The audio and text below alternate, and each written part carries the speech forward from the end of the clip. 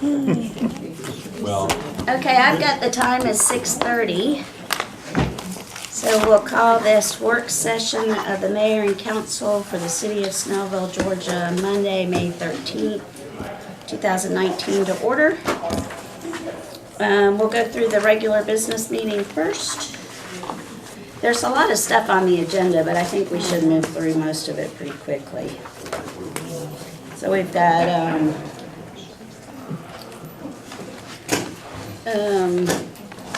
lots of ceremonial matters, proclamations. Christy, you're gonna handle the Teachers of the Year. Yes. And then we've got Young Entrepreneur of the Year. Eric gonna handle that. And then the induction of the new Snellville Youth Commission. Christy, you'll handle that one. Yes. For the agenda, we'll need to amend the agenda for 2 items. I think Dave, you've got them written Okay, down. yeah. Dave's got them written. Will depend on him then. I don't know if I want to do that. Well, you can do them. No. So what the items are, One of you don't. on item C, under old business, I'm sorry, under new business, item C, says consideration and action on an intergovernmental agreement with the Downtown Development Authority for the purchase of cobblestone office park property. That's actually for the purchase of the SunTrust Bank property. The IGA agreement that's in the packet is correct. It's just the agenda item was listed wrong. And then we'll be adding item G, consideration and action on supplemental bond resolution for the cobblestone project. So that will be item G under new business. And we'll be going over that in the work session. Okay, so under public hearing, first reads, we've got the hotel ordinance update. We'll talk about that as well in the work session, so we'll come back to that one. We've got the first read on the Summit Chase rezoning, Mount Zion Baptist Church, and then the car wash in Jimmy Johnson's building. Then we'll have the public hearing for anyone who wants to make comments on the budget. Then under old business, we'll be doing 2 appointments to the Planning Commission. You should have the applications in the packet. And both of these people have been to the Planning Commission, have been recommended by them. Under new business, we've got the first read on the budget. Nomination asking for confirmation for Jamie Tear as associate judge for the municipal court. I forgot to email everybody. I wasn't feeling good last week, but Judge Gallant had called me to see if it would be okay if we appointed Jamie as an associate judge. She's worked with her at the magistrate court, and so she just wants to give her a trial here, kind of a probationary period. So we're going to appoint her for a 3-month term so that Judge Gallant can observe her on a couple of court sessions and see how she does. So I appreciate your support on that one. Then we have the IGA for SunTrust. Any questions on that one? We've got 2 nuisance abatements. Jason, you want to talk about those? yeah, this is pretty standard stuff, just homes that we haven't been able to get anywhere with over a long period of time. Some of them are, a little more severe wood rots and structural decay, stuff that we need to just turn the heat up on. And the one on the left, I believe, is in Tanglewood, the 2 pictures on the left, and this is just a few samples out of a lot of pictures. And the one on the right is the one in Abilene. So we've tried, traditional approaches. So are they vacant houses? I don't think the one on the left is, the one on the right is vacant. The owner won't comply on the left. We have her report, she Which one is the one on the left? Tanglewood? Yep. They were scheduled for foreclosure last month or the month before. That isn't 2027 Tanglewood, is it? No. And there was also a Liz pending listed on the, against the property from the fall.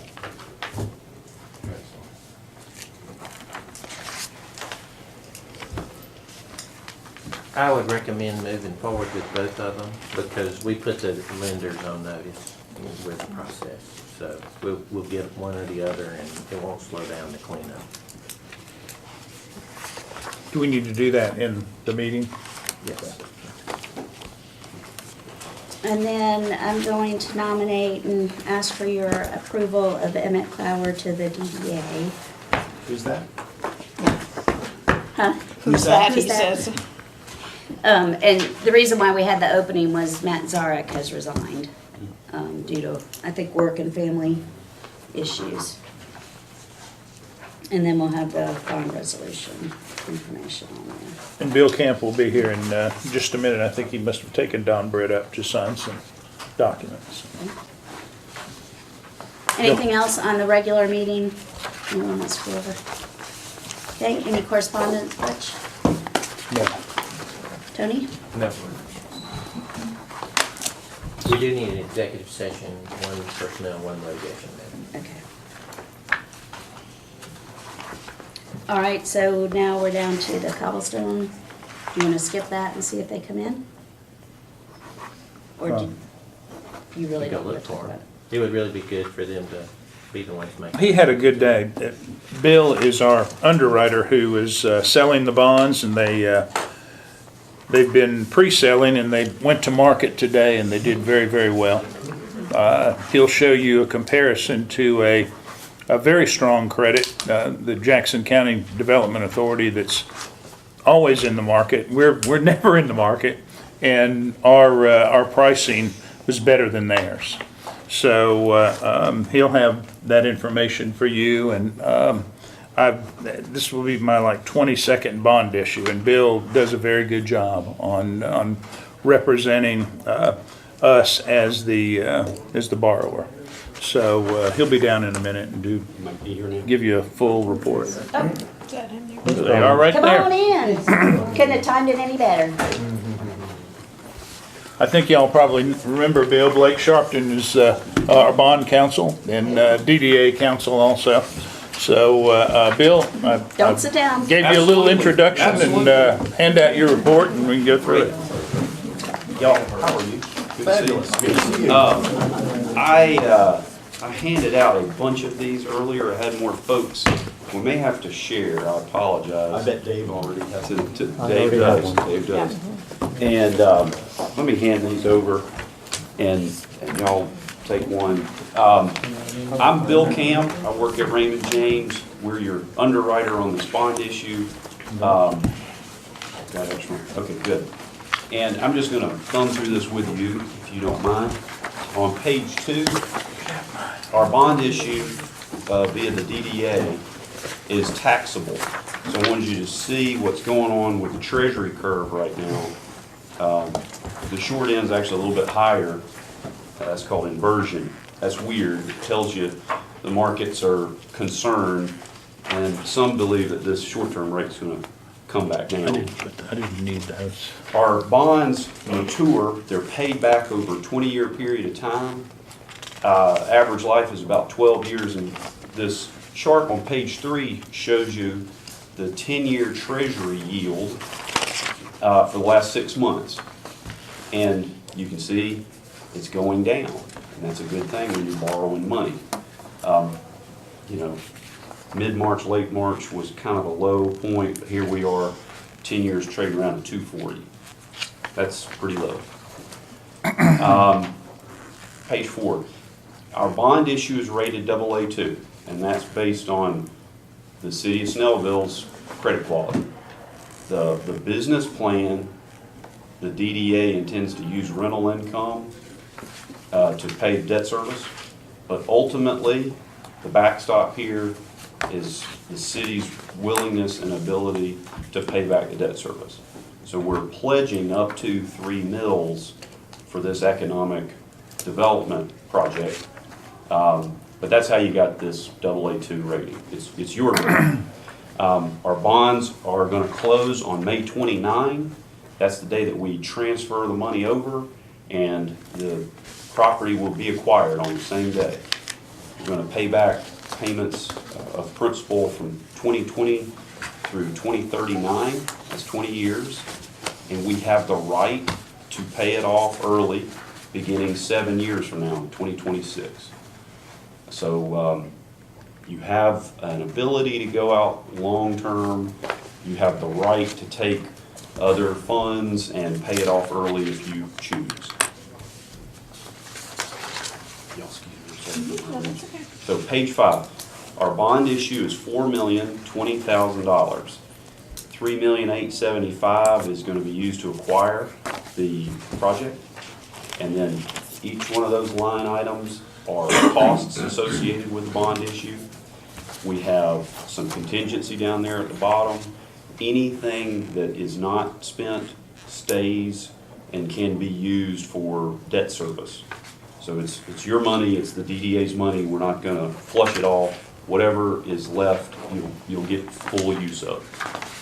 Page 6, just a pricing summary. The first 10 years were serial bonds, and we had term bonds in 34 and 39. Yield and coupon are the same. Taxable bonds are sold at face value at par. Page 7, this is our debt service. So we're averaging a little less than $290,000 a year. And the 20 years was driven by what the current rents are paying. So this is beneath the rental income that you have. So again, that's the business plan, but ultimately the city is on the hook to make that service. All right, it's kind of a confusing page. Page 8. Our bonds are AA2. That's very good. There's 2 notches above us, AA1 and AAA. The U.S. Treasury is what I'm comparing your yields to. So here's our rates on your bonds. Here's Treasury. And then this red column on the far right side, that's our spreads, or how our rate over the Treasury curve. We don't have a printing press like the Treasury does. That's why they're going to have lower interest expense than Snellville will. So I'm getting to a point, which is another benefit. On page 9, we've had one taxable bond issue that has priced in this state that I could compare you to. One of our competitors priced it for Jackson County Industrial Development Authority. It happened to be a 20-year bond issue. It happened to be AA2 rated. And so what we've done here is compare their interest rates to the Treasury curve on that day, and then their spreads.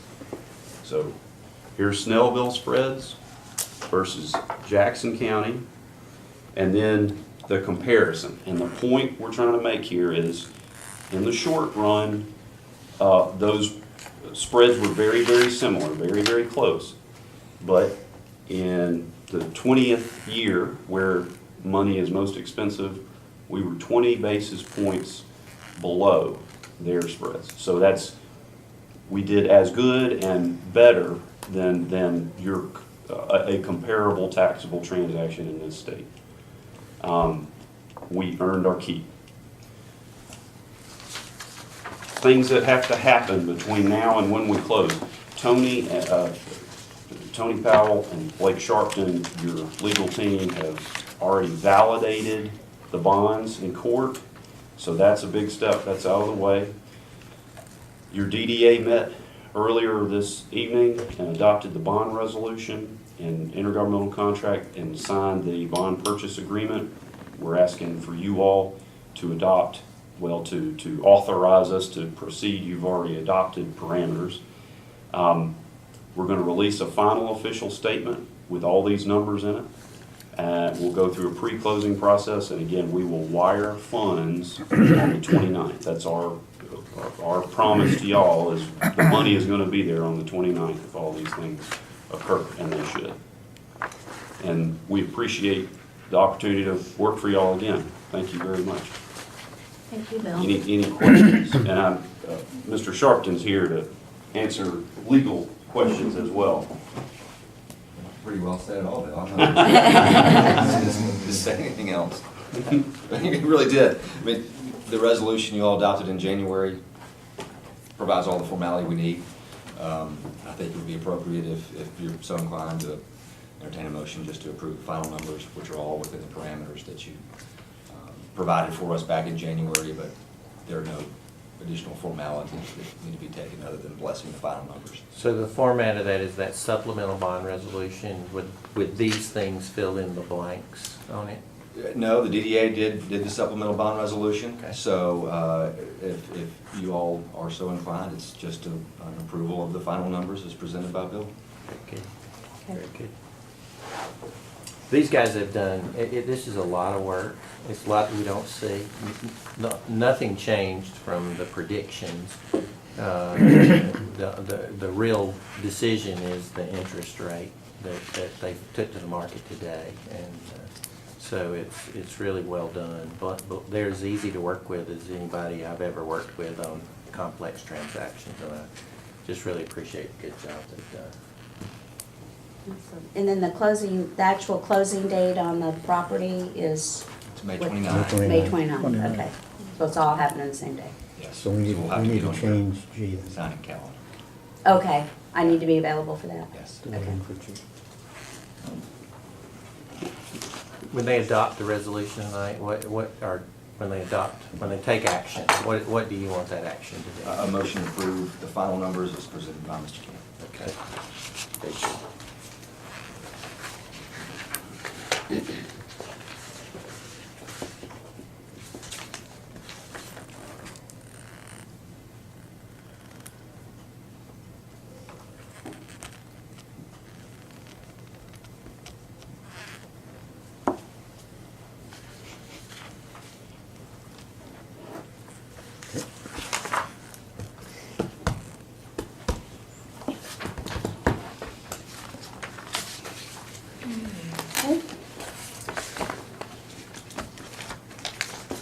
Next, we have extended stay hotels. Would you like to talk about? So we've passed out drafts, and there was one edited draft that we sent around to, I think, some of our community partners, including representatives of the Board of Education and the local schools. We didn't get a lot of feedback on that subject matter of their review. We did get some feedback from an attorney who has been meeting with us representing the extended stay hotel folks. So they've called to your attention, I think, 3 things that they wanted you to reconsider. And so those items were whether or not you went through a special use permit to consider hotel or extended stay. And that's the component of this, is the zoning action. And what you're saying when you put it in the special use category is that there are special impacts that are created by that might be harmful to or might be influence the community in significant ways, that it requires you to really put conditions involved that are unique to this business. Now, I think it's completely appropriate to put hotels, motels, and extended stays in that review process from a zoning standpoint. He was talking more of a market condition. If people can get them approved quicker, they will sell faster. It's sort of an ease of, and so I think that's sort of in front of you, and you see the both sides of that picture. And if you wanted to do something in changing that, we can. The provision, the next one is the square footage, and there were 2 numbers there. And this is a little arbitrary on my part. There is something that's important about having living space, And certainly you can overcrowd what is usually a one-room facility. And so I think it's wise and not arbitrary to have a standard. The question is what that standard should be. The number I think that came from the hotel industry was 300 square feet for the room. And so I think they were comfortable with that when we made the recommendation to limit the number of people to a square footage, so that in our normal room, you'd only have 3 people staying in that room. Then that's when he thought that was more restrictive than he wanted it to be. And it's just an adjustment. If you wanted to adjust that, it's just adjusting the square footage. You know you're in a standard hotel or motel room, it's 300